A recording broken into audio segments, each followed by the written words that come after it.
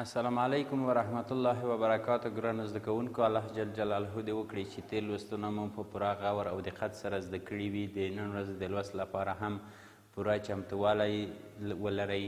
د تېر لوست کورنۍ دنده مو هم اجرا کړې وي چې په تېر لوست کې زموږ ستاسو کورنۍ دنده د سودیم او کلورین ترمنځ د تعامل معادله وه چې په پایله کې سودیم کلوراید لاسته راتلل، او همدارنګه موږ تاسو یو ځل بیا تېر لوست ته په لنډو ټکو کې کتنه کوو. ګرانو زده کوونکو، څرنګه چې په تېر لوست کې موږ تاسو د سودیم او کلورین ترمنځ کیمیاوي تعامل ولوست او ومو ویل چې سودیم له کلورین سره تعامل کوي، په پایله کې سودیم کلوراید مالګه جوړیږي چې د سودیم کلوراید مالګه د خوړو د مالګې په نوم هم یادیږي او په ټولو فزیکي او کیمیاوي خواصو کې له سودیم سره هم توپیر لري او همدارنګه له کلورین سره هم توپیر لري او معادله مو یې توزین کړې هم وه.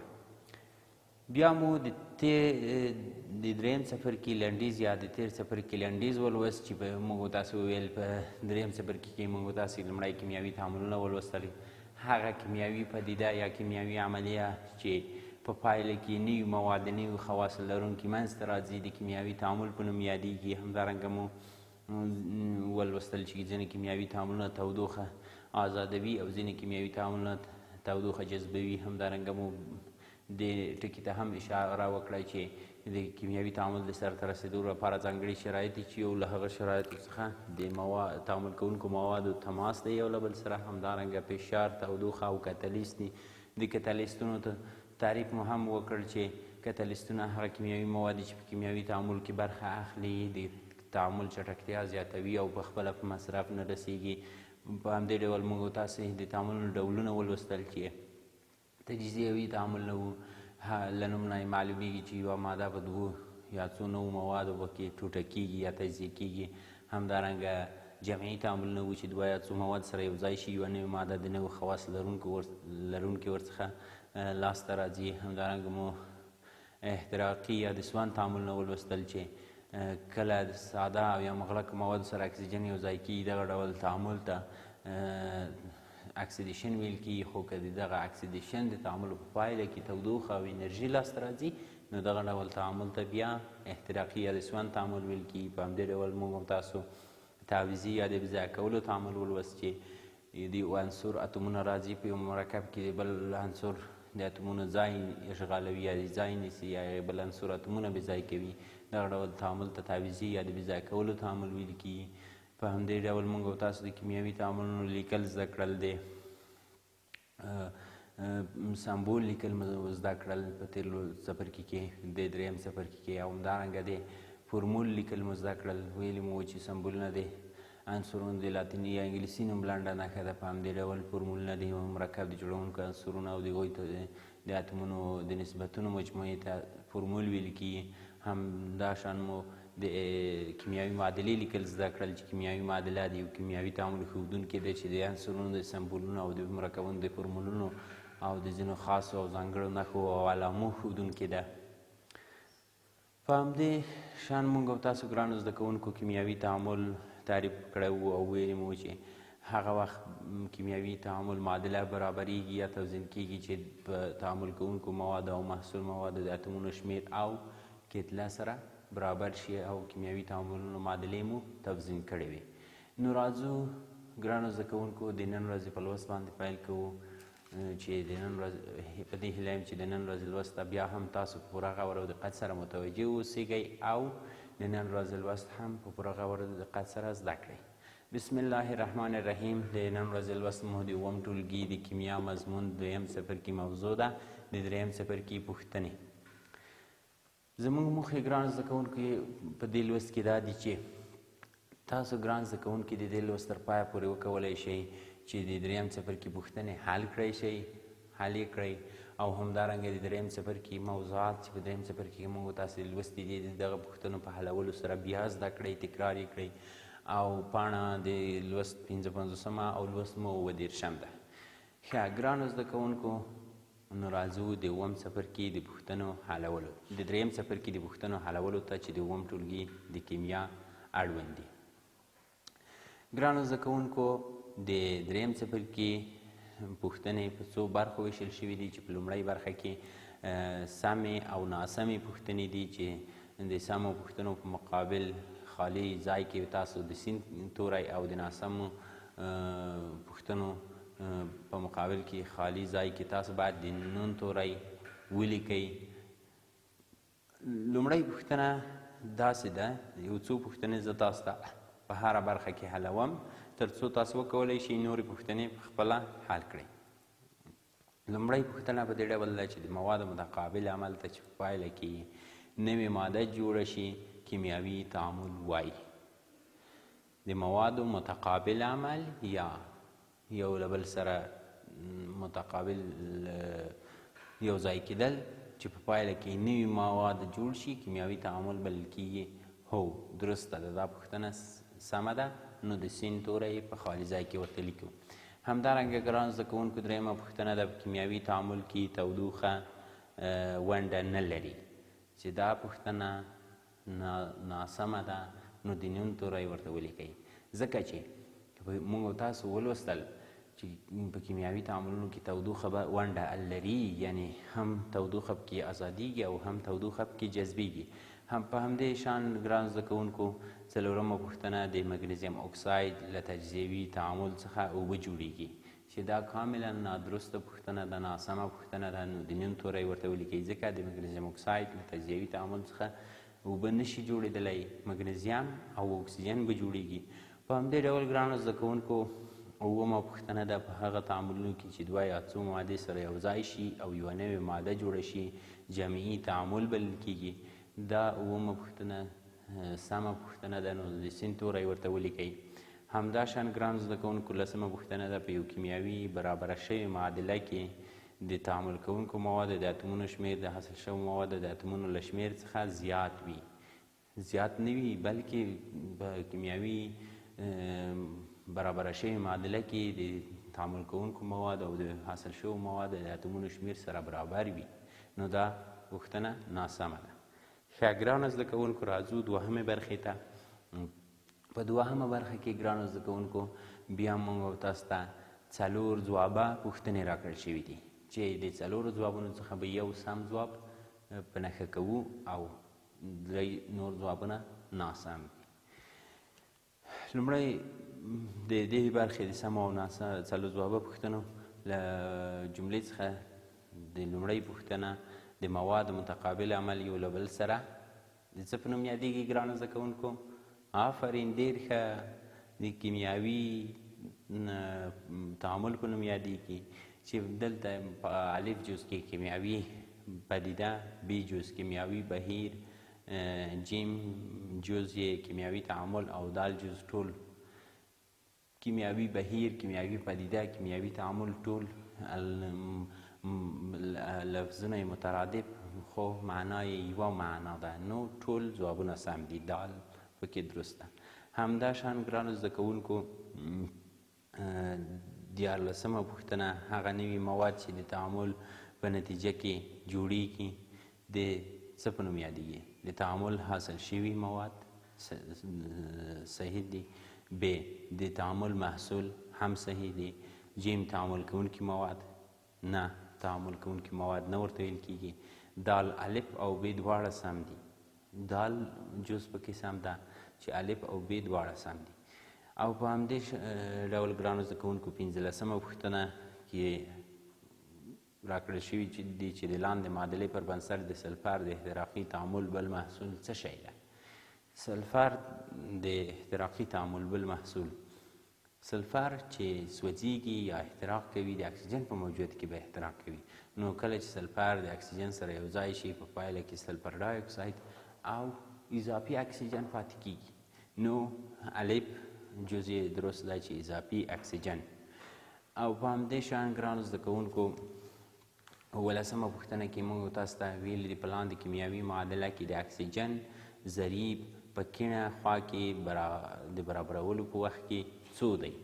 ګرانو زده کوونکو بیا هم د معادلې ته ښه متوجه شئ او ښه ځیر شئ چې کله نایتروجن ګاز د اکسیجن له ګاز سره تعامل وکړي او نایتروجن پنتا اکساید ګاز لاسته راشي. نو ګرانو زده کوونکو د معادلې د برابرولو لپاره موږ تاسو ګورو چې نایتروجن په تعامل کوونکو موادو کې 2 اتومه، په محصول موادو کې هم 2 اتومه. اکسیجن په تعامل کوونکو موادو کې 2 اتومه، په محصول موادو کې 15 اتومه. نو ورته 2 ضریب لیکو، 2 په 15 کې 10. او اکسیجن ته په تعامل کوونکو موادو کې 15 ضریب لیکو، 15 په 2 کې هم 10 او 2 په 2 کې 4 نایتروجنه. دلته به هم یو ضریب ورته 2 ولیکو، 2 په 2 کې 4. نو د اکسیجن ضریب د تعامل معادلې د برابرولو په وخت کې 15 وي. په همدې ډول ګرانو زده کوونکو موږ تاسو ته 18مه پوښتنه راکړې ده، کوم یو له لاندې شرایطو څخه د تعامل چټکتیا زیاتوي؟ کتلیس د تعامل چټکتیا زیاتوي. په تېر لوست کې مو هم ورته اشاره کړې وه. ښه ګرانو زده کوونکو 2مه برخه د پوښتنو هم خلاصه شوه. راځو 3مې برخې پوښتنو ته. په 3مه برخه کې موږ تاسو ته پوښتنې راکړې دي چې پوره ځواب ورته ورکړئ.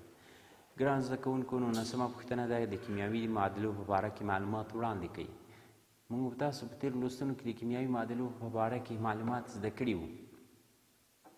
ویلې مو چې کیمیاوي معادله د کیمیاوي تعامل ښودونکې ده چې د عنصرونو، سمبولونو او د مرکبونو د فورمولونو او د ځینو ځانګړو نښو او علامو مجموعه ده.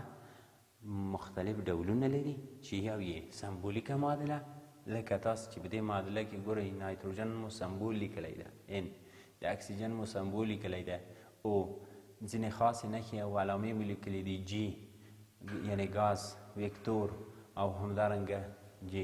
او که چیرته موږ تاسو په حروفي معادله هم لوستې وه چې حروفي معادله بیا لیکو نایتروجن جمع اکسیجن حاصل یې نایتروجن پنتا اکساید. نو دغه ډول معادلې ته بیا حروفي معادله ویل کېږي، یا په تورو لیکل شوې معادله یا تحریري معادله، او لومړنۍ معادلې ته سمبولیکه معادله ویل کېږي. د کیمیاوي معادلې په اړه مو دومره معلومات زده کړي وو. راځو ګرانو زده کوونکو 20مې پوښتنې ته. په 20مه پوښتنه کې ویل د کیمیاوي تعاملونو د ډولونو نومونه واخلئ او د ځای بدلولو تعامل له بېلګې سره واضح کړئ. ګرانو زده کوونکو د کیمیاوي تعاملونو ډولونه موږ او تاسو چې په 3م څپرکي کې ولوستل، 4 ډوله کیمیاوي تعاملونه مو ولوستل چې یو ډول یې تجزیوي تعامل و، دوهم ډول یې جمعي تعامل و، دریم ډول یې د ځای بدلولو یا تعویضي تعامل، او څلورم یې هم د سون تعامل یا احتراقي تعامل.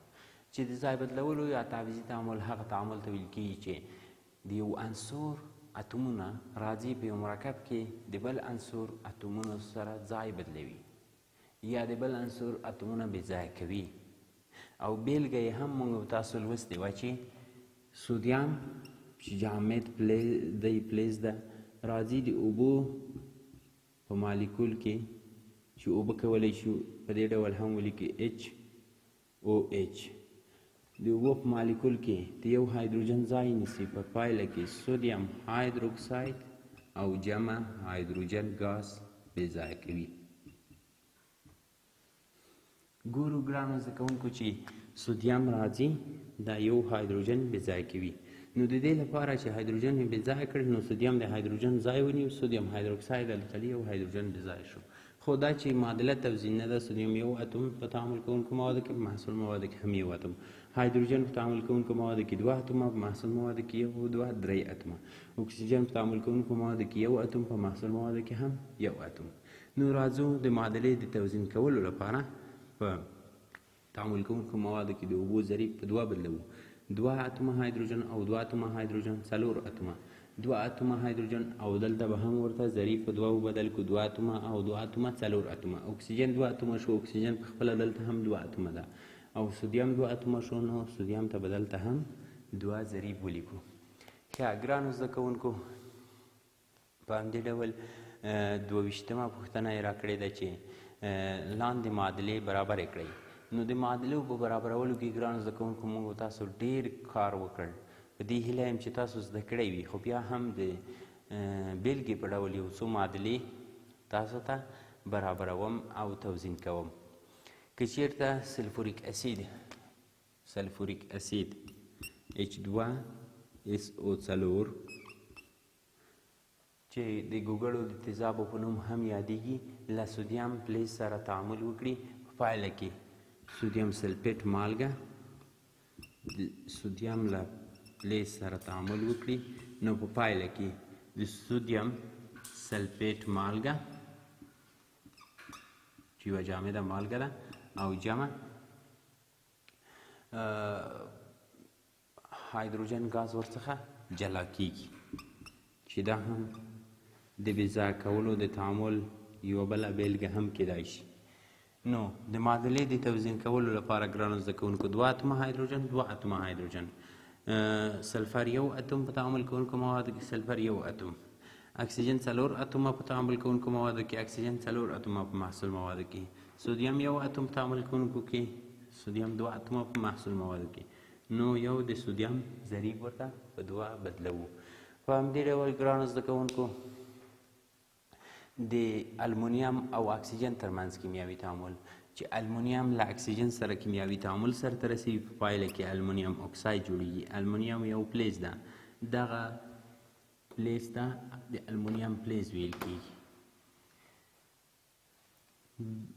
دا په خپله د المونیم فلز دی، المونیم. نو کله چې د المونیم فلز د اکسیجن له ګاز سره تعامل وکړي المونیم اکساید جوړوي، جمع د اکسیجن ګاز، چې په پایله کې المونیم اکساید جوړیږي Al2O3S جامد دی المونیم اکساید. نو د معادلې د توزین لپاره یې ګرانو زده کوونکو المونیم په تعامل کوونکو موادو کې 1 اتوم، په محصول موادو کې 2 اتومه برابر نه ده.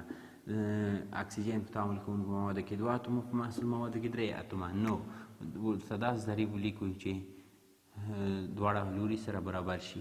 2 په 3 کې 4 اتومه او په تعامل کوونکو موادو کې 3 ورته لیکو د اکسیجن ضریب.